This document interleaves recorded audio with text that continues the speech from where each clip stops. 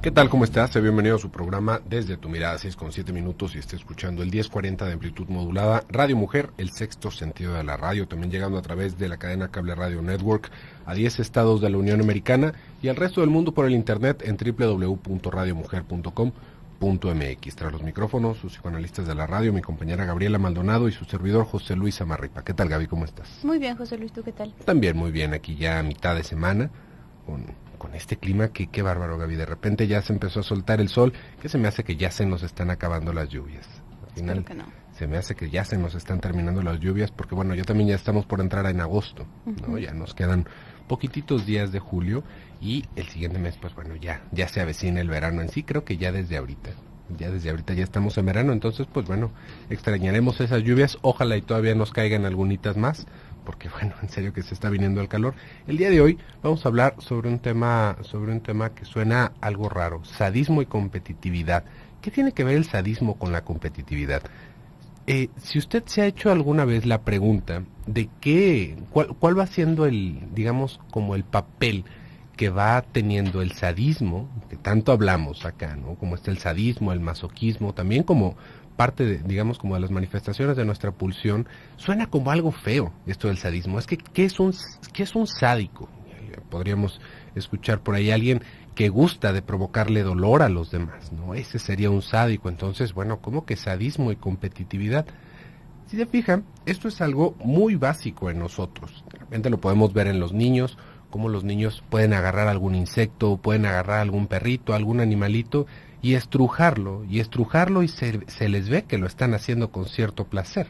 Esto es una cosa bastante curiosa de ver en los niños, porque puede parecer como si fuera un juego de niños, y es que lo es en cierto punto, pero esto también, si no llega a ser educado, se va haciendo justamente una característica dominante en nuestra personalidad. El que este sadismo no esté controlado, no se nos eduque para poderlo limitar, para poderlo censurar, nos puede dar un tipo de personalidad muy agresiva, que si bien se ve muy bonito, así como en las caricaturas, o esta niña que todas las mascotitas se le mueren y que jajaja, pero bueno, ya le compraron otro igual, y le queremos dar como un cierto tinte de chistorete, es una cosa seria, porque justamente esta va a ser una manera de estar, digamos, como proyectando nuestra agresividad hacia el exterior, ¿no? Que ya de por sí es un buen paso, ¿no? Porque si no, nos vamos a quedar en una postura pues realmente muy esquizoide, ¿no? En donde todo va, digamos, como a girar a nuestro alrededor, pero aún así va a requerir de su educación. Y esto,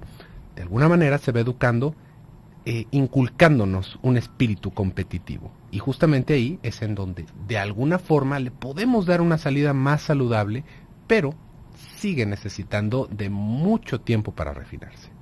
Sí, porque el sadismo es una de estas como pulsiones muy básicas que tienden a castigarse con más empeño por lo general, ¿no? En general, hablando en términos de cultura, se tiende a premiar mucho más o incluso ver bonito, entre comillas, características más depresivas, incluso en los niños, ¿no? Se ven como tiernos, de alguna forma, a los ojos de muchos adultos, los niños depresivos. ¿Por qué? A lo mejor porque les reflejan algo de sí mismos y muy probablemente también porque son dóciles, son muy dóciles, sometibles, son pasivos. Y bueno, pues son fáciles de lidiar, ¿no? Están ahí como mueblecitos sentaditos, no piden mucho, no se quejan, y no hacen ruido, ¿no? Entonces, un niño con más bríos, un niño que se queja, un niño que habla, un niño que está constantemente haciendo ruido, que está constantemente invadiendo tu espacio visual o auditivo, bueno, pues es un niño que puede llegar a fastidiar y eso no se ve lindo, ¿no? Y en general, bueno, pues las demostraciones de este tipo de afectos, de estos afectos más inclinados hacia lo sádico, pues tienen que ver hacia la destructividad, ¿no? Entonces de pronto cae mal, ¿no? Porque se siente como que el niño está siendo grosero contigo, y sí está siendo grosero contigo. El niño te odia, y sí te odia, es un niño, ¿no? Eso hacen los niños, sienten las cosas así, de esa manera. El niño depresivo también puede llegar a odiarte, pero se lo queda muy reprimido, porque tiene la sensación de que si te odia va a destruirte y luego se va a morir porque ya no existes. Entonces podríamos pensar que está sufriendo un poco más, ¿no? Pero es más callado, pero sufre más hacia adentro. Entonces el sadismo sí es algo que en efecto puede llegar a volverse muy destructivo si no sabemos moldearlo, pero es algo que se tiene que moldear, no que se tiene que suprimir, porque cuando intentamos suprimirlo, lo único es que queda volteado hacia uno, queda volteado hacia adentro. Nada de lo que tenemos constitucionalmente nos desaparece, absolutamente nada. No el deseo sexual, no el odio, no nada de lo que tenemos. Únicamente se va torciendo. Si quería salir por algún lado y lo prohibimos, entonces se va torciendo y a veces se va hacia adentro o a veces sale en formas mucho más retorcidas de sadismo, ¿no? Nada más encubiertas, como puede resultar para muchos profesionales de la salud, por ejemplo, que están ahí únicamente para satisfacer sus necesidades sádicas, ¿no? O para muchos cuidadores de niños o de ancianos que, bueno, pues también han encontrado en esa profesión el único refugio donde pueden ser sádicos, escondidas, o mamás, ¿no? Tener niños para castigarlos y también ahí volcar la parte sádica que en ninguna otra parte les es permitido sacar. Entonces, siempre que tratamos de anular algo, nos sale más caro a final de cuentas. Y el sadismo es algo que nos puede incluso llegar a ser muy competitivos y puede llegar a volverse en algo muy positivo. Vamos a ir a un pequeño corte y regresamos.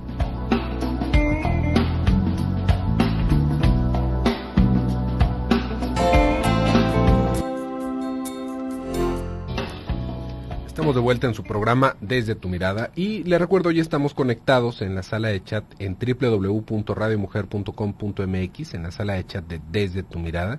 Estamos entrando ahorita, estoy viendo algunas personas que ya nos están acompañando acá. Tenemos a Héctor Sánchez y a Jacqueline Berumen, un saludo para ustedes. Acuérdense, puede ponernos sus participaciones en la sala de chat y nosotros con mucho gusto las podemos comentar acá al aire. También tenemos nuestro correo electrónico que es desde tu mirada, todo pegadito, @radiomujer.com.mx. Estamos hablando el día de hoy sobre sadismo y competitividad y ya estamos revisando un poquito qué es lo que va sucediendo en esos primeros momentos de la vida en donde, bueno, justamente requerimos a gritos que alguien nos eduque sobre el sufrimiento que podemos causar a los demás seres vivos que nos rodean, ya sean nuestros hermanos, ya sean las criaturas más pequeñas que podamos tener acceso, como las mascotas, los pájaros. Por ahí están estos niños, ¿no? Que se va haciendo, pero fíjese cómo se hace casi ¿cómo lo podríamos decir? Como un momento chistoso de la niñez, ¿no? Ay, ¿te acuerdas cuando éramos niños y les tirábamos pedradas a las lagartijas, ¿no? O, ay, sí, cuando pisábamos a los sapos o cuando les pegamos a los perros de la calle. Y uno puede decir, ¿dónde estaban los padres de esos niños, no? Con tantas cosas que van girando de repente alrededor del internet de personas que maltratan a estos animalitos, y ahí vamos a ver justamente ese sadismo mal educado, ese sadismo mal localizado, porque si bien siempre se va a prestar como una fuerza de alguna manera destructiva, justamente tendríamos que ponerlo, digamos, al servicio de otras actitudes que justamente le dieran esta capacidad al mismo sadismo de ser algo productivo para nosotros. Lo primerito que nos puede venir a la cabeza con este tipo de cosas es los deportes, ¿no? ¿Qué pasa con los deportes? Fíjese lo importante que van siendo los deportes en la educación de los niños cuando son pequeñitos y cómo también se va haciendo de repente, ya ahorita cada vez va siendo más esta la actitud, Gabriela, pero es como toda esta política de no agresividad, de cero agresividad, y de que en los torneos deportivos, tal vez para los niños, bueno, nunca se dice quién ganó, ahora ya no se dice quién ganó, sino que todos son ganadores, todos participaron y nadie se llevó un trofeo del primer lugar y del segundo lugar, y esto pues totalmente que rompe con la intención de que haya un deporte, porque tendríamos que pensar de dónde nacen los deportes, cuál es el sentido de los deportes. Si se fija, si nos vamos digamos a tiempos antiguos de la humanidad, pues realmente como que el espectáculo era pues tirarles prisioneros a ciertas bestias salvajes, tener torneos de gladiadores, hacer la guerra florida que hacían los aztecas, era como algo que a final de cuentas alguien terminaba muerto o herido. Entonces, esto, de alguna forma, con la introducción de la civilización y de la educación y la represión, va teniendo un twist, va teniendo un giro y va teniendo, digamos, como manifestaciones distintas. Esto también lo podemos ver todavía en ciertas costumbres que se cargan hasta el día de hoy, como la fiesta de los toros. ¿Qué tendría de divertido, piense, sacrificar un animal enfrente de una multitud? ¿Cuál sería el punto de hacer esto? Ahí hay que entender que este sadismo está en todos nosotros y no solamente es la persona que lo está haciendo, sino todos los demás que se están regocijando justamente en ese impulso sádico al ver que alguien más está provocándole sufrimiento a alguien o algún animal, ¿no? Entonces, este tipo de espectáculos empezaron a tener un cambio. Algunos, otros, pues, como le digo, pues siguen por ahí, ¿no? Todavía tenemos estos lugares que como que le van haciendo culto a los momentos primitivos de nuestra cultura. Pero este tipo de actividades, pensemos en los gladiadores, pensemos en este tipo de cosas que se daban antes. Han ido girando, han ido evolucionando alrededor de convertirse en un deporte en donde nadie sale muerto. Al menos no es la norma que alguien salga muerto. Por ejemplo, podríamos ver todo lo que va girando alrededor de las peleas de box, ¿no? Que si usted sabe cómo empezó el box, uno podría decir, ¿por qué se le dice box al box si la cosa es darse de trompadas? Pues bueno, digamos que era este pasatiempo de hacer peleas callejeras, ¿no? De apostar a las peleas callejeras, de ver cuál era el hombre más masculino y el que aguantaba más castigo y el que podía dar más castigo al otro. Y para no lastimarse tanto se ponían cajas en las manos. Ya de las cajas fueron evolucionando a los guantes, se fueron haciendo muchas otras cosas alrededor de la seguridad de los participantes de este tipo de deportes, y sigue siendo hasta el día de hoy algo en el cual se van construyendo héroes. Cuando ya no hay guerras, pues entonces ¿quién es el héroe? El héroe es el deportista. Cuando hay guerras y cuando habían invasiones y cuando toda la tierra estaba en peligro y nuestras mujeres y nuestros dominios estaban en peligro, bueno, el héroe era el que regresaba con más muertes de los enemigos. ¿Por qué? Porque ese fue el que más nos defendió. Ahorita, ¿qué tenemos si no tenemos guerras? Y ya estamos tan civilizados en ciertos lugares del mundo, ¿no? Pero digamos que se va haciendo más fácil poder ver este tipo de cosas, aunque es muy curioso, Gaby, ahorita con esto de toda la situación del Medio Oriente que se está desatando. El otro día vi una noticia muy espeluznante en donde las personas salen digamos, como a tomarse sus cervecitas y a hacer asados mientras ven los bombardeos hacia por ejemplo, la franja de Gaza. Yo podría decir, ¡qué brutalidad! Pero estamos viendo este mismo comportamiento tan humano, pero sin represión, ¿no? Qué distinto es poderse enfrentar en un ambiente en donde nosotros nos hacemos creer que hay igualdad de condiciones, que hay un cuerpo de reglas, en donde se van tomando ciertas medidas para que sea lo más parejo posible, y ahora sí, ver quién es el ganador, ya sea en el fútbol, en el box, en todas estas cosas. Ahí podemos tener este impulso sádico dirigido hacia algo que no es tan destructivo como lo dicta, digamos, el mero instinto. Sí, es que es una cosa muy primitiva, ¿no? Y si queremos hablar de sadismo como tal, el sadismo como tal sí va más en la clasificación de lo que nos respecta a nosotros como seres humanos, porque es en nosotros en donde se va formulando un goce. Normalmente, cuando cualquier animal mata a otro, pues está mediado por la necesidad, ¿no? Por la necesidad de alimentarse, por algo inmediato. En nosotros, como se va complejizando el aparato psíquico y aparece también el goce, entonces también el sadismo, digamos, que nos habla no solamente de la agresividad, sino del goce en la agresividad. Entonces, bueno, pues esto es algo de lo cual solo, como algo que padece únicamente el ser humano, ningún otro animal, pero sí está muy pegado con un aspecto sumamente primitivo, ¿no? Sumamente primitivo, y además de alguna forma, yo pensaría como muy narcisista, ¿no? Porque cuando vemos a otro en esas circunstancias, cuando vemos a otro siendo atacado, siendo bombardeado, y tenemos la desfachatez de disfrutarlo, Entonces, de alguna forma es como que nos hacemos una burbuja narcisista en donde asumimos que nosotros somos intocables, ¿no?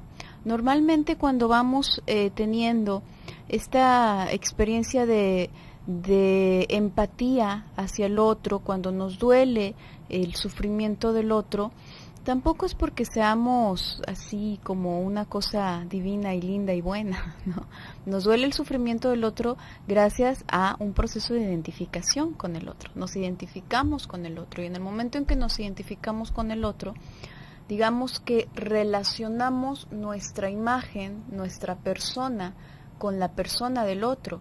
Entonces, ese dolor que está pasando el otro me alcanza a llegar un poco a mí, alcanzo a intuir un poco lo que le está pasando. Por eso, y es por eso que alcanzo a veces a detenerme o a tener compasión o a imaginarme qué es lo que le está sucediendo, ¿no? Verdaderamente personas que están bajo asedio durante tanto tiempo, bueno, pues ya están influenciados de una manera irreversible, ¿no? En su psiquismo, francamente, y que no pueden tener la misma la misma capacidad de asombro que cualquier otra persona, incluso en una situación muy banal en comparación.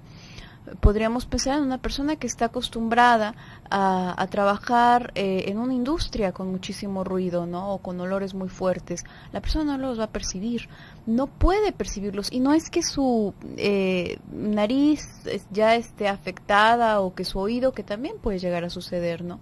Pero no va en ese sentido, va en el sentido de que llega un punto en que necesita borrar de su campo visual eso y de su campo de percepción en general eso para poder seguir viviendo, ¿no? Porque si no, no podría seguir viviendo. Incluso tú, todos los días de tu vida, hay cosas que evades y hay cosas que borras, hay partes de tu cuerpo a las que no le prestas atención, con tal de mantener la atención y con tal de enfocarte en algo, ¿no? No le estás prestando atención constantemente a tus pestañas o a las plantas de tus pies, porque estás haciendo otra cosa.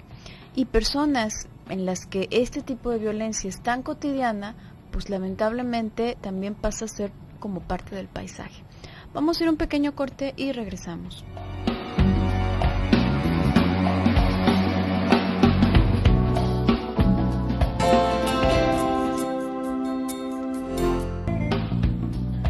Ya estamos de regreso en su programa Desde tu Mirada. Estamos hablando el día de hoy sobre sadismo y competitividad. Le recuerdo nuestros teléfonos en cabina 31 22 11 90, 36 47 18 83. Antes del bloque comercial le estaba platicando un poquito sobre la función del deporte en todas estas cosas y le estaba hablando un poquito sobre la importancia que va a tener este tipo de juegos justamente en los niños. Juegos en los cuales se pueda descargar nuestra agresividad. Esto de la agresividad va a ser un tema bastante delicado cuando estamos hablando de educación, porque, por un lado, hay personas que van diciendo que la agresividad es algo que debería de extirparse casi de nuestro psiquismo, que es algo de lo cual uno no debería de tener manifestaciones, que uno debería de ser una persona pacífica, pasiva, y que la agresividad es una cosa bastante mala y que por lo tanto se le tiene que quitar a la educación. Esto se ha vuelto un problema en algunas partes de los Estados Unidos porque de alguna forma se va privilegiando, podríamos pensar, el comportamiento de las niñas y no el comportamiento de los niños. Si un niño, es más, podríamos pensar también en esta historia que se dio hace poco, un niño está comiéndose su desayunito en el comedor de su escuela, le dieron una tartita para desayunársela, el niño la muerde y empieza a darse cuenta de que le puede dar forma. El niño la mordisquea y le termina dando la forma de una pistola. Agarra su tartita en forma de pistola y con sus amiguitos hace bang, bang, bang, bang, tengo una pistola. Adivinen qué le pasó a ese niño. Corrido a su casa, de regreso, porque hay una política dentro de esa escuela en donde es cero tolerancia a todo lo que tiene que ver con las armas y cero tolerancia a todo lo que tiene que ver con la agresión. Y uno podría decir, ¿qué pasó en este mundo? Que ese niño, que podríamos pensar hace algunos años podría estar jugando a policías y ladrones o a los vaqueros, hizo una pistola toda macuarra con su tartita y acabó corrido por esto. Tendríamos que pensar también en cómo se han tenido impactos bastante fuertes en las sedes educativas en muchas partes de Estados Unidos y del mundo, y que por lo tanto la gente está muy asustada y todo este tipo de cosas se acaban viendo como si se estuviera persiguiendo al demonio. Pero, ¿qué es lo que sucedió ahí? Antes de ponernos en más asuntos políticos alrededor de eso, ¿qué pasó ahí? Ese niño justamente estaba expresando su agresividad. No es que estuviera haciendo una flor, un atardecer con su tartita, específicamente estaba haciendo un juego en donde su tartita se convertía en una pistola. Pero adivine qué, justamente eso es lo mágico de los niños. Es un juego. No se llevó un arma de su casa, no se compró un arma en un supermercado y llegó a hacerle daño a sus compañeros. Es esta expresión de la agresividad a través del juego, que es justamente lo mismo que podemos ver en ciertos deportes. En cómo se va tomando este rasgo y es útil para la actividad que se está dando. Y uno podría decir, es que qué cosa tan aberrante, cómo es posible que un niño esté educado con las armas y lo demás. En el mundo en el que vivimos y con las televisiones y el internet, es imposible que un niño no se dé cuenta de esto. Es imposible que un niño no tenga contacto con este tipo de representaciones, de armas específicamente. Pero ahí, fíjese cómo está castigado esto. ¿Cuál es el que estuvo bien? El niño que no hizo nada.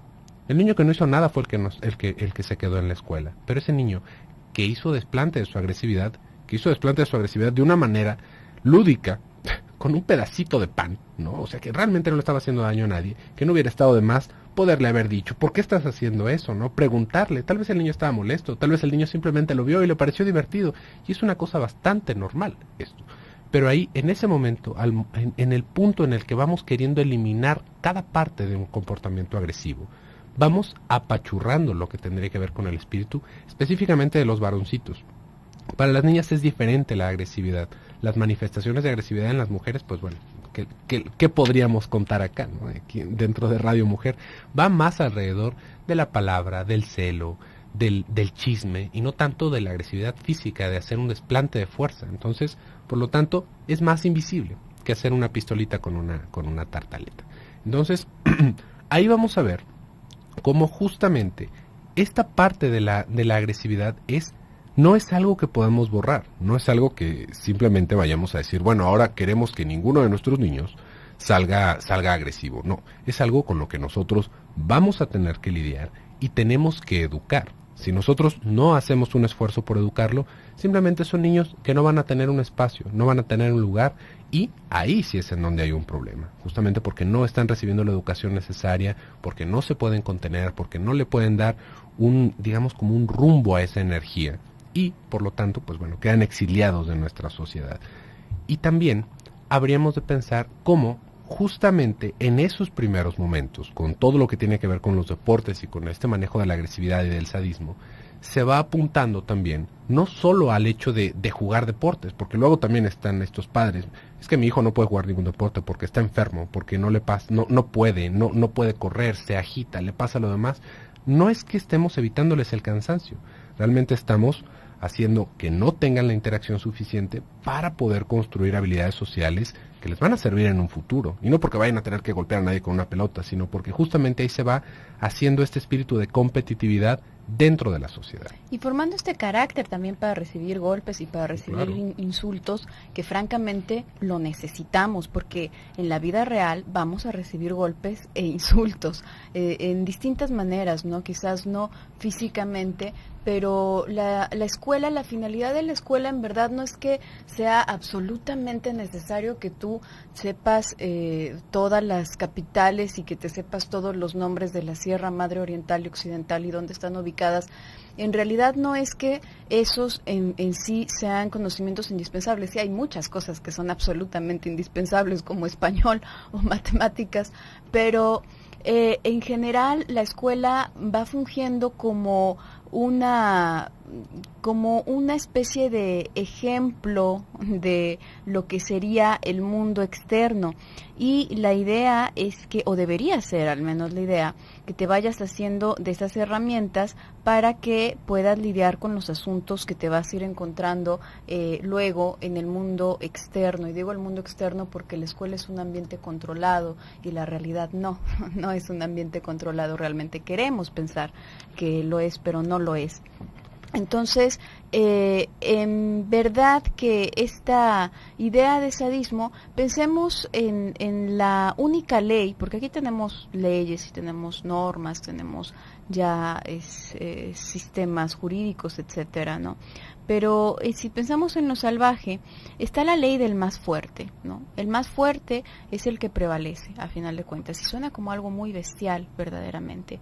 Pero es algo que no carece de sentido, incluso en nuestra época, y que lamentablemente en muchas ocasiones no ha trascendido la primitividad que tiene en el resto del reino animal esta ley, ¿no? No tendría que ir para nosotros en el sentido de el que puede matar más presas o el que puede golpear más fuerte, el que puede correr más rápido, no, sino en el sentido de las distintas fortalezas que puede desarrollar un ser humano.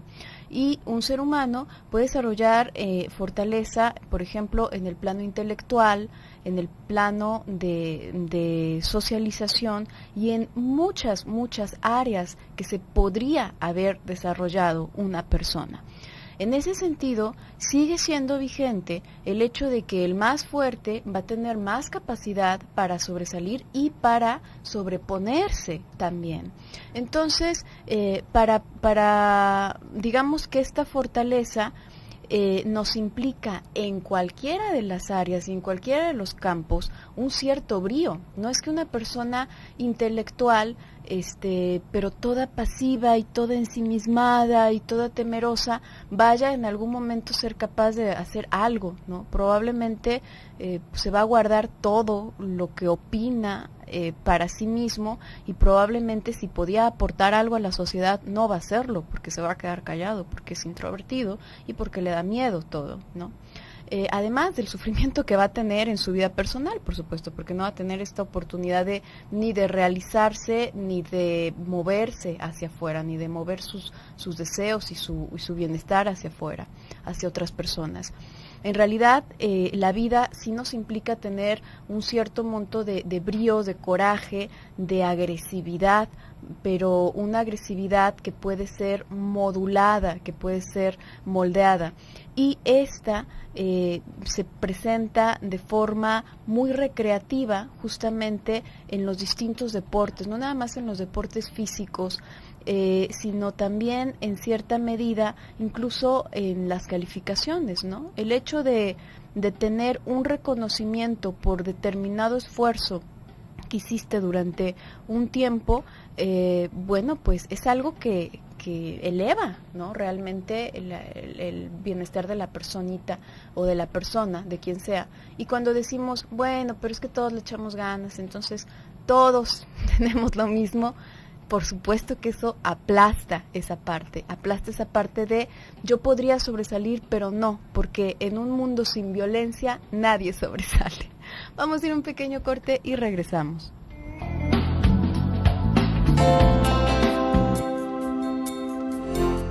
Estamos de vuelta en su programa Desde tu Mirada. ¿Ya escuchó el día de mañana? Bueno, no escuchó. El día de mañana vamos a continuar con el tema del día de hoy. Por si usted se quedó con alguna participación, con mucho gusto la podemos retomar el día de mañana. Y estamos hablando el día de hoy sobre el sadismo y la competitividad. Tendríamos que pensar principalmente cuál es, digamos, el lugar del sadismo en nuestra vida. ¿Cuál es el uso de tener este tipo de impulsos agresivos, de querer generar sufrimiento a los demás? Porque esto es algo realmente muy natural en nosotros, muy natural en nosotros. De repente nos queremos quedar con esta idea de que somos seres de luz, purificados y llenos de amor, y la verdad es que estamos muy lejos de ser eso. Y qué bueno, porque realmente la experiencia humana va alrededor de todo este tipo de cosas. Todo este tipo de cosas no porque tengamos que ser sádicos y destruir y lo demás, sino porque conocemos lo que se siente, conocemos estos impulsos, sabemos lo que se siente ser víctimas de este tipo de impulsos, porque estamos viviendo en sociedad. Por más bien educados que estemos, siempre va a haber alguien en algún momento de nuestra vida al cual no le caigamos bien y nos va a estar intentando hacer la vida imposible, nos va a hacer alguna grosería y nosotros no vamos a entender, porque esto nos va a generar un nivel de empatía con lo que puede suceder con los demás, así sean nuestros hermanos, el primo, alguna persona dentro de nuestra escuela o de nuestro trabajo, y esto es lo que puede enriquecer realmente nuestra capacidad de empatizar con los demás, no solamente porque digamos esto es feo y no lo quitamos, sino porque también tendríamos que pensar qué va sucediendo cuando nosotros entendemos todo el daño que podemos generar, todo el daño que le podemos causar a las demás personas o a los seres que están a nuestro alrededor, y sin embargo, hacer algo distinto con esa energía, hacer algo distinto con nuestras iniciativas. Podríamos ver, por ejemplo, tú estabas diciendo, Gaby, al inicio del programa, ¿no? Cómo hay muchas personas que acaban colocándose en ciertos trabajos, en ciertos puestos, en donde digamos que se vuelve invisible la agresión que están teniendo con las demás personas. Por ejemplo, en personas que están como cuidadores, de niños, de ancianos, de animales, personas que trabajan en lugares, por ejemplo, como los rastros, ¿no? ¿Qué cosa tan fuerte realmente? ¿Cómo lidiar con esos instintos dentro de un ambiente en el que se nos exige que estemos matando animales constantemente? Pero justamente ahí es en donde podríamos darnos cuenta de cómo es ese mismo estímulo, ese mismo impulso llevado hacia el fracaso. ¿Por qué? Porque también en esta misma formación reactiva que se puede hacer alrededor de querer lastimar a alguien, es que se puede generar esta parte constructiva de curar a alguien, de cuidar a alguien. ¿Por qué? Porque sabemos que eso es malo y que sí es bueno. ¿Con qué sí puedo recibir afecto? ¿Con qué sí puedo recibir otro tipo de satisfacción? ¿Cómo se puede transformar eso? Podríamos pensarlo este es un ejemplo que utilizamos muy a menudo aquí en el programa. ¿Qué pasa con el médico? El médico que corta. Es una persona a la cual le dimos una licencia para que esté abriendo personas. Le dimos una licencia y una educación para que esté abriendo personas. Pero fíjese cómo justamente ese impulso agresivo de ver qué es lo que tienen adentro las personas, de abrir, de llenarse de sangre, es justamente lo que se puede educar para ser un médico, para ser un cirujano, ¿no? Una persona que no tiene esta parte, digamos, de la pulsión tan acentuada, usted piénselo, ¿usted se animaría a abrir a alguien con un cuchillo en un intento tal vez de sacarle el apéndice o de sacar a un niño para que no muera en un parto? Yo creo que pocos de nosotros lo podríamos hacer. Sin embargo, necesitamos de que haya alguien que sí tenga ese impulso y que se eduque en ese impulso, justamente para elaborar ese tipo de tareas.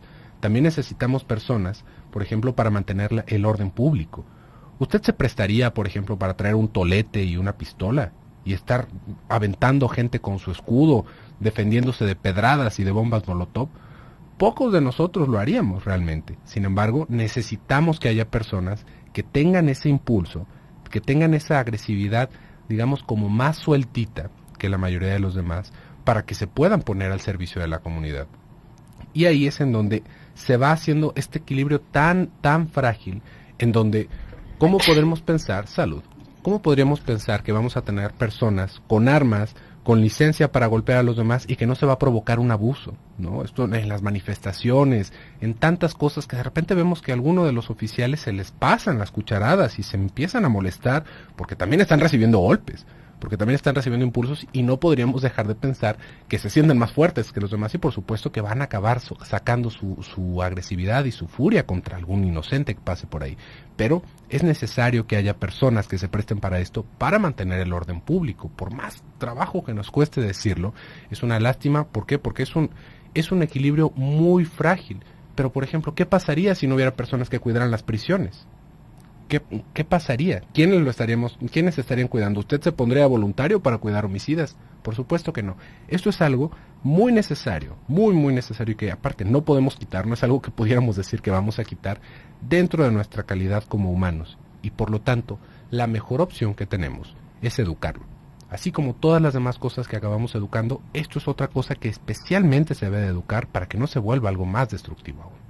Exactamente, ¿no? Exactamente, es algo que no se puede destruir, es algo que no puede desaparecer de nuestra persona. Cada uno de nosotros va a lidiar de manera distinta con sus afectos sádicos en función a las herramientas que fue adquiriendo o no, o las herramientas de las que careció durante su desarrollo y también de las que se puede ir formando, ¿no? Porque llegó un determinado momento de la vida en que uno se puede dar cuenta de que tiene ciertas carencias y también podemos hacer algo al respecto, ¿no? Pero es algo que sencillamente no desaparece y que tampoco necesitaría desaparecer para que nosotros fuésemos personas saludables. Probablemente esta idea de que requerimos de medios violentos para poder contener la violencia de las personas que se salen de la norma, ¿no? Pero no es únicamente para eso. Si quisiéramos pensar en esta utopía en donde no existe para nada la violencia, donde todos, nadie gana, nadie pierde, nadie se lleva el premio, nadie se queda triste, entonces ya desde ahí estaríamos como matando nuestro incentivo como seres humanos. Se necesita agresividad incluso para comer, incluso para hacer las cosas más constructivas y más ligadas a la vida y a la preservación de nuestra vida. Necesitamos de esa agresividad, pero de una agresividad que puede ser enfocada de una manera sumamente constructiva o bien que se puede quedar estancada en lo destructivo. Y es mucho más sencillo que se quede estancada en lo destructivo cuando se queda escondida, porque entonces no la tomamos como material para moldearla en ningún momento. La tomamos simplemente como algo desagradable que deberíamos de mantener guardado, escondido o escindido, y entonces va creciendo por su propia cuenta, ¿no? A lo salvaje, como Dios le dé a entender, y sale en momentos que nosotros no podemos predecir y de maneras definitivamente destructivas. Sale, lo digo entre comillas, porque también puede quedarse ligada hacia uno mismo, ¿no? También pueden haber personas, a propósito de este tema que hablábamos en determinado momento en las semanas pasadas de la patología de la prohibición y cómo hay personas que se van flagelando. También el día de ayer nos llegaba una participación de una persona que se sentía sumamente culpable si no asistía a eventos religiosos, ¿no? A ciertos eventos religiosos. Entonces, en muchas de estas situaciones lo que vemos es un sadismo, una conciencia moral que se sirve del sadismo y que está conteniendo todo el sadismo y toda la violencia de la persona, volcándola hacia sí misma. Entonces, cualquier cosa que hagas o dejes de hacer, o digas o dejes de decir o pienses, puede ser una persecución verdaderamente de pesadilla para la persona, verdaderamente de pesadilla. ¿Por qué? Porque al dejarlo guardado, al dejarlo escondido, empieza a convertirse como en ese monstruo debajo de la cama, ¿no? ¿Habrá un monstruo debajo de la cama? Y te puedes hacer esa pregunta así en cierta broma. Y si le vas dando vueltas, sí, seguro que sí hay un monstruo debajo de la cama. Va a llegar un punto en que por más adulto que seas, te va a llegar a dar miedo. Y si eres un niño te vas a panicar verdaderamente, porque ahora no es una pregunta, ahora hay un monstruo debajo de la cama, porque eso que queda sin ser visto, sin asomarte a verificar, sin ser revisado, sin ser moldeado, se va creciendo, se va haciendo grande, se va haciendo casi como de una voluntad propia, y eso aterroriza a las personas, porque dicen, yo mejor no me enojo porque cuando me enojo me convierto en otra persona. Bueno, pues eres tú mismo, lo que pasa es que es una parte de tu persona absolutamente abandonada. Por el día de hoy se nos ha terminado el tiempo, yo me despido, soy Gabriela Maldonado. Yo soy José Luis Amarripa, no deje de sintonizarnos el día de mañana en punto de las 6. Hasta entonces.